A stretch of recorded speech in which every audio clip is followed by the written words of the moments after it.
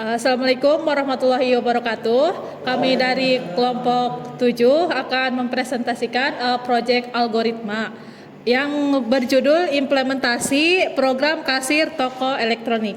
Di sini saya sebagai moderator, nama saya Yusnia dan ini rekan saya. Saya Yudhistira Septiadi. Saya Rustam Hakim. Saya Rahmawati Aulia. Saya Suminto. Oke, baik. Saya mulai untuk materi yang pertama. Oke. Di sini saya akan menjelaskan latar belakangnya. Dalam era digital seperti sekarang, hampir semua aspek kehidupan manusia terhubung dengan teknologi. Jadi salah satunya adalah dalam dunia bisnis dengan teknologi, terutama pada sektor perdagangan elektronik yang berkembang pesat. Selama ini banyak toko elektronik yang masih mengandalkan proses transaksi secara manual, seperti menggunakan pencatatan tangan atau mesin kasir konvensional. Oke, selanjutnya menurut O'Brien tahun 2004 dalam bukunya Manajemen Information System, jadi Manajemen Information Technology in the Business Enterprise, menjelaskan bahwa sistem kasir merupakan bagian dari sistem informasi manajemen yang berfungsi untuk mengelola transaksi penjualan dan pembayaran. Jadi sistem ini tidak hanya digunakan untuk mencatat pembayaran, tetapi juga untuk menyediakan laporan yang membantu pengambilan keputusan di dalam bisnis, seperti laporan pendapatan harian dan transaksi yang sedang berlangsung. Oke, materi selanjutnya akan disampaikan oleh rekan saya, yaitu Rahma. Selanjutnya saya akan melanjutkan materi dari Yusnia tentang latar belakang. Untuk mengatasi masalah tersebut, diperlukan sebuah sistem kasir berbasis komputer yang dapat mengotomatisasikan seluruh proses transaksi penjualan. Salah satu bahasa pemrograman yang dapat digunakan untuk membangun sistem kasir ini adalah C++. Dengan C++, pengembangan aplikasi kasir yang dapat menghitung harga, mencatat stok barang, serta menghasilkan laporan penjualan secara otomatis dapat dilakukan dengan baik. Di dalam laporan ini, kelompok kami akan memberikan judul implementasi program kasir toko elektronik. Selanjutnya ada rumusan masalah. Permasalahan yang dihadapi dalam penelitian ini adalah bagaimana membuat suatu perancangan sistem kasir sederhana yang dinamis pada toko elektronik sehingga dapat mempermudah karyawan dalam melakukan pekerjaannya, serta dapat meminimalisir kesalahan transaksi. Sehubungan dengan hal tersebut dapat dirumuskan permasalahannya, yaitu sebagai berikut. Yang pertama, bagaimana pengaruh penggunaan sistem kasir berbasis digital terhadap kepuasan pelanggan dan pengelolaan keuangan toko. Yang kedua, apakah penggunaan sistem kasir dengan fitur pembayaran digital dapat mengurangi kesalahan transaksi dan meningkatkan keakuratan laporan keuangan. Yang ketiga, sejauh mana integrasi sistem kasir dengan sistem inventaris dapat mempermudah pengelolaan stok barang dan pelaporan keuangan secara real time. Selanjutnya, materi selanjutnya akan dijelaskan oleh Pak Suminto. Baik, selanjutnya kita akan sampaikan untuk batasan masalah, di mana untuk yang pertama, sistem kasir masih manual di toko elektronik. Fokus pada masalah yang terjadi di toko elektronik yang masih menggunakan sistem manual. Sehingga untuk proses transaksi penjualan seperti pencatatan tangan atau mesin kasir konvensional. Yang kedua, kesalahan dalam perhitungan dan keterlambatan laporan adalah permasalahan terkait dengan kesalahan perhitungan harga barang, keterlambatan dalam pembuatan laporan penjualan, serta kesulitan dalam memantau stok barang secara real time. Yang ketiga, human error dalam pencatatan manual, di mana ketergantungan pada pencatatan manual yang berpotensi menyebabkan kesalahan manusia yang berpengaruh pada akurasi data dan kredibilitas toko. Selanjutnya, untuk tujuan penelitian, yang pertama adalah mengurangi human error dalam proses transaksi. Yang kedua, mempermudah pemantauan stok barang secara real time. Yang ketiga, meningkatkan akurasi perhitungan dan pengelolaan transaksi. Yang keempat, mengembangkan sistem kasir elektronik berbasis komputer. Yang terakhir, yang kelima adalah menguji penggunaan C++ dalam sistem kasir. Nah, ini untuk manfaatnya. Yang pertama adalah meningkatkan efisiensi proses transaksi. Yang kedua adalah meningkatkan akurasi dalam penghitungan dan pengelolaan stok. Yang ketiga, pembuatan laporan penjualan yang lebih cepat dan akurat. Yang keempat adalah memberikan solusi bagi toko elektronik yang masih menggunakan sistem manual. Nah, untuk selanjutnya akan disampaikan oleh Yudhistira. Di sini saya akan menjelaskan listing program yang kita gunakan. Yang pertama ada include IOStream dan include SSstream atau string stream untuk headernya. Kemudian ada kita menggunakan tipe data string, long, dan string. Di mana variabelnya kita untuk yang pertama untuk string itu ada pembeli, nama barang, dan untuk long itu kita untuk gunakan untuk menampilkan angka ya. Dimana sebenarnya integer juga bisa, hanya lebih detailnya itu untuk lebih panjangnya di digitnya kita menggunakan long. Dimana variabelnya ada jumlah barang, kuantitas, harga, kode, total harga, jumlah total, bayar, kembalian, diskon, dan total bayar. Terus juga ada string lagi untuk daftar barang global. Untuk pilihan menunya, kita di sini ada pilihan barang yang tersedia karena ini kita untuk implementasi toko elektronik ya. Yang pertama ada Smart TV Samsung 43 in di mana harganya itu 4 juta. Yang kedua ada Smart TV Samsung 32 in harganya 3 juta dan Smart TV Samsung 25 in harganya 22,5 juta. Yang keempat kulkas Polytron 2 pintu yang harganya 2,5 juta juga. Yang kelima kulkas Polytron 1 pintu yang harganya 1,500. Yang keenam AC Daikin 2 PK harganya 5 juta. Dan ketujuh AC Daikin 1 PK yang harganya 3 juta. Nah, untuk program selanjutnya di sini kita akan memasukkan jumlah barang, bukan jumlah barang, jenis barang yang akan dibeli.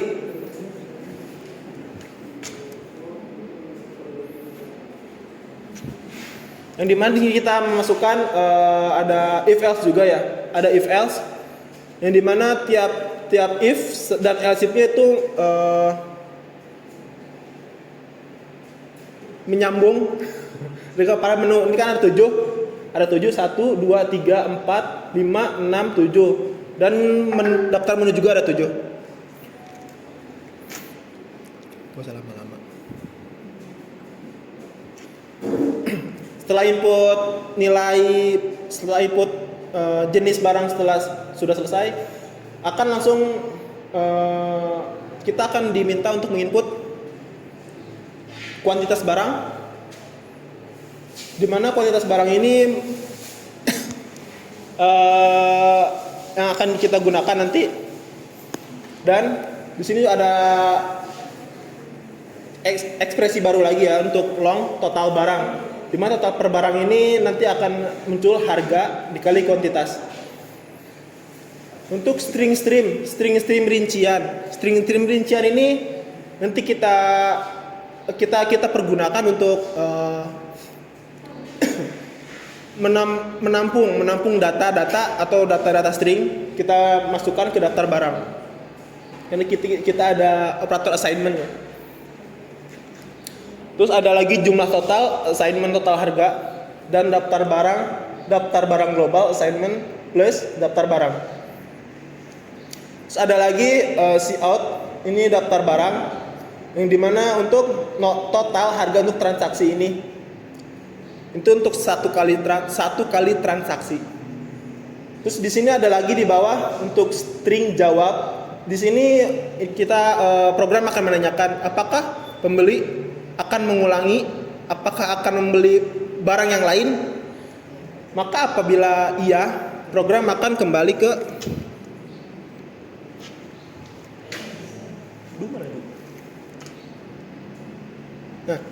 program akan kembali ke do ini. Ini batas while yang di bawah tadi, batasnya do. Berarti program akan kembali muncul pilihan menu ini.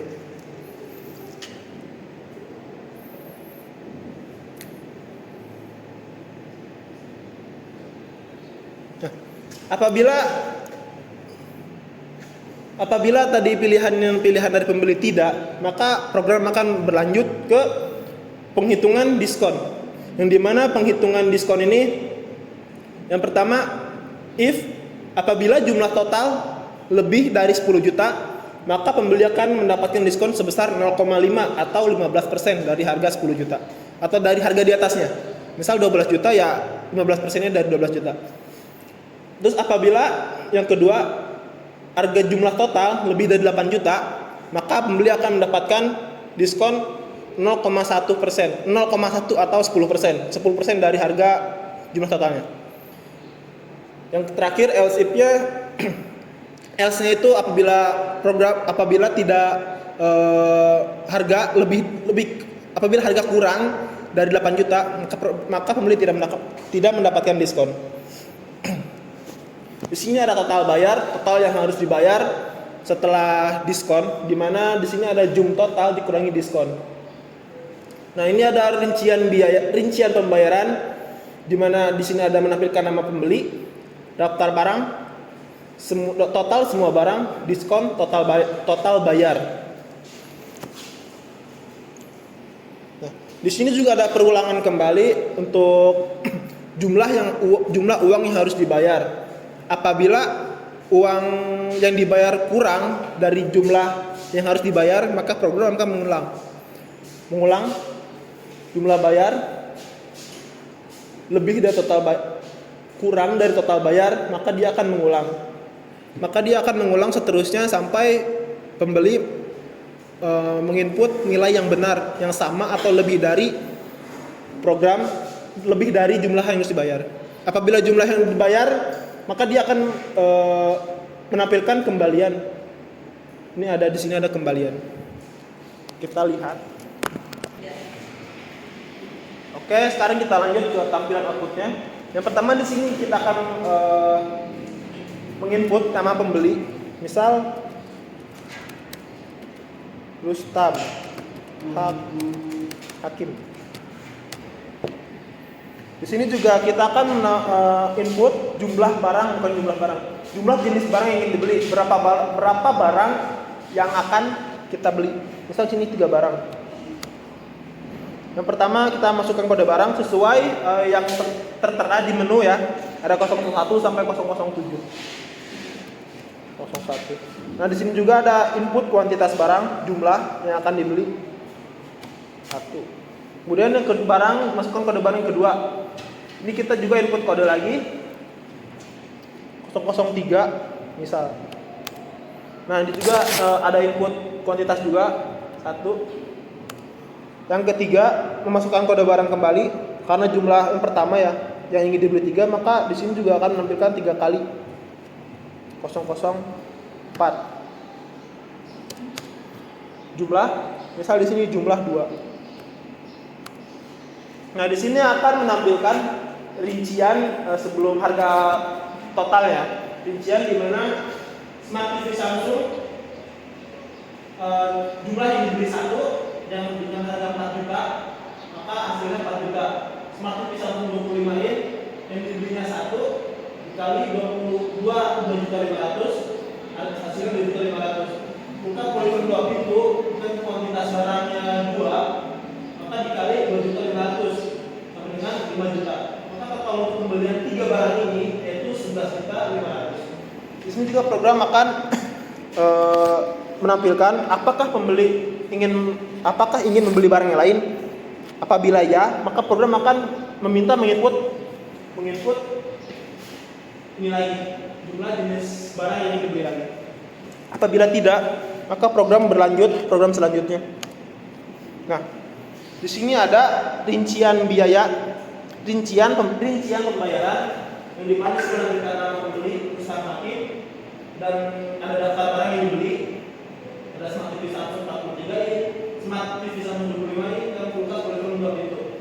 Di sini juga ada total semua barang yang dibeli ya, ada 11.500. Nah, di sini mendapatkan diskon sebesar 1.725.000. Di mana 1.725.000 ini diskon sebesar 15% dari harga 11.500. Ini total yang dibayar adalah 9.775.000. Di sini juga kembali kita menginput nilai uang yang dibayarkan oleh pembeli. Misal, di sini total bayarnya 9.775.000. Apabila pembeli membayar dari harga yang kurang dari 9.700.000, misalnya 9.500.000. Maka program akan meminta pembayaran sesuai dengan jumlah yang harus dibayar. Program ini akan terus mengulang apabila pembayaran tidak sesuai atau kurang dari harga yang harus dibayar. Pembeli membayarkan sebesar 10 juta ya.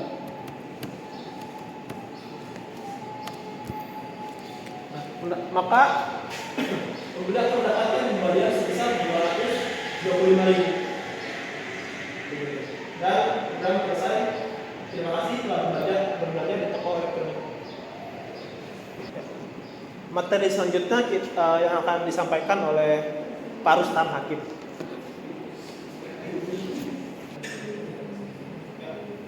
Oke, di sini saya akan menerangkan flowchart-nya. Nah, untuk pengawalan kita memulai program. Setelah itu kita menginput nama pembeli. Nah, setelah kita input nama pembeli, nanti akan menampilkan daftar barang. Nah, setelah itu kita akan menginput jumlah jenis barang. Nah, di sini kita menginput berapa jenis barang yang kita mau beli gitu. Nah, terus dia akan menginput barang berdasarkan kode. Nah, jadi jumlah jenis barangnya diinput menggunakan kode. Nah, setelah itu dia akan mengecek barang yang tersedia. Nah, misalkan iya, dia akan kembali menginput barang yang tersedia. Jika tidak, dia akan menginput barang yang tersedia. Nah, jika ya, dia akan lanjut terus menginput kuantitas barang.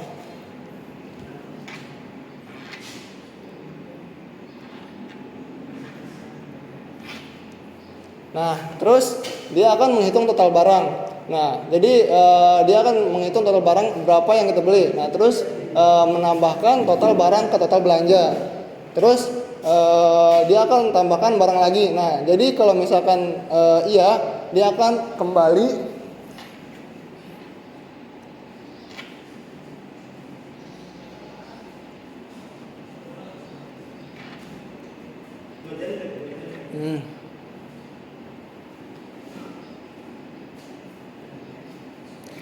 dia akan kembali ke menginput jenis barang.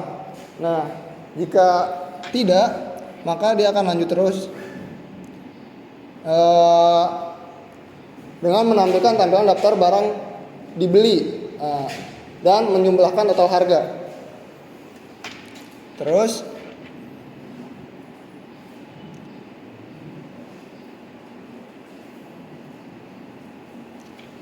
setelah itu di sini kita akan menyediakan diskon. Nah, dengan cek diskon berdasarkan total belanja. Misalkan jika dia belanja lebih dari 10 juta, maka dia akan mendapatkan diskon 15%. Nah, jika dia belanja lebih dari 8 juta, maka dia akan mendapatkan diskon 10%. Nah, jika dia kurang dari 8 juta, maka dia tidak akan mendapatkan diskon. Setelah itu akan menampilkan rincian pembayaran.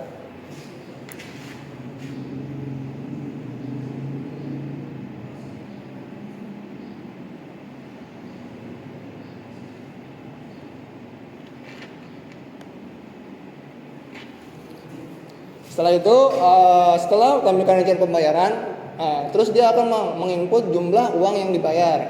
Nah, validasi jumlah uang yang dibayar, misalkan uangnya tidak cukup, maka dia akan mengulang ke input uang yang dibayar. Jika cukup, maka dia akan lanjut terus kembali dengan menampilkan pesan terima kasih. Oke, kesimpulannya sistem kasir ini dapat mengotomatiskan seluruh proses transaksi, mengurangi kemungkinan kesalahan manusia serta mempercepat proses pembayaran. Selain itu, sistem ini dapat mengelola stok barang secara real time dengan menghasilkan laporan penjualan serta laporan keuangan yang lebih akurat dan tepat. Oke, baik, materinya udah selesai sampai sini. Nah, selanjutnya apabila ada kekurangan dari materi ini, dari teman-teman boleh bertanya. Nah, tolong sebutkan nama dan perwakilan dari kelompoknya. Saya ingin bertanya. Perkenalkan, nama saya Muhammad Fikri Ardiansyah, perwakilan dari kelompok 6. Dari hasil presentasi yang tadi ya, saya ingin bertanya. Tadi kan kodenya dari 001 sampai 007. Apa yang akan terjadi jika kita masukkan kode 008 di luar dari yang ada di input lah? Cukup segitu aja. Apa yang akan terjadi itu ya? Untuk pertanyaannya akan dijawab oleh rekan saya yaitu Yudis. Oke. Oke, tadi pertanyaannya apa yang akan terjadi apabila kode yang kita input di luar dari daftar menu?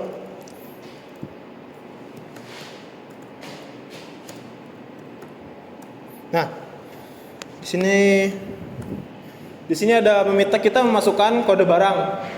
Tapi yang dipertanyakan apa yang akan terjadi apabila kode yang kita input di luar dari 001 sampai 007. Misal kita input di sini 008. Nah, di sini program akan menampilkan kode barang salah. Silakan coba lagi. Atau dia akan melakukan perulangan. Perulangannya untuk meminta kode barang yang benar atau yang sesuai dari 01 sampai 007. Sampai kapan ini perulangannya akan terjadi? Sampai kita menginput kode barang sesuai. Apabila tidak sesuai, program akan terus mengulang.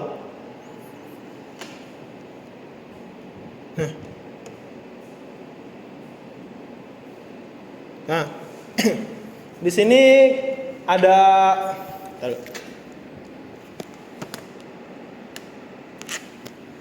di sini ada program di mana kita pakai tipe data boolean yang bervariabel valid. Cuma di sini nilainya false ya, false. Terus juga ada perulangan yang tadi yang apabila program salah, maka program akan terus mengulang. Ini artinya apabila yang kita input itu tidak valid, maka program akan terus mengulang. Ini ada tanda seru. Nah, di sini di tiap-tiap if dan else if-nya kita beri valid tapi nilainya true. Maka apabila nilainya sesuai atau validnya itu true, maka program akan mendirect atau mengambil dari sini. Tapi apabila programnya tidak ada atau tidak valid, maka program akan terus mengulang. Begitu. Terima kasih. Mungkin ada yang kurang jelas atau dipertanyakan kembali terkait programnya. Sudah jelas, terima kasih untuk penjelasannya. Ya, baik. Oke, sekian dari kelompok kami. Bila ada kesalahan dan kekurangan, kami mohon maaf. Billahi taufiq wal hidayah. Assalamualaikum warahmatullahi wabarakatuh.